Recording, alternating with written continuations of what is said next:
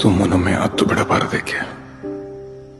ಮಾತನಾಡುತ್ತಲೇ ಇರುವ ಮನಸ್ಸು ಶಾಂತವಾಗದೇಕೆ?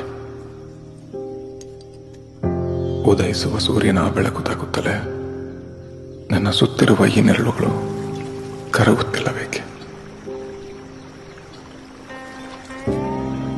ಬಾಳನ್ನು ಸಮಾಜ ಕಸಿದಿದೆ, ಆಸರೆಯಾಗಿದ್ದ ಧೂಳು ಕುಸಿದಿದೆ. ಇದ್ದವರು ನೆನಪುಗಳನ್ನಷ್ಟೇ ಬಿಟ್ಟು ಹೋದರು, ಬಿಟ್ಟು ಹೋದವರು ಕೆಟ್ಟ ಕನಸಾಗಿ ಉಳಿದು ಬಿಟ್ಟರು.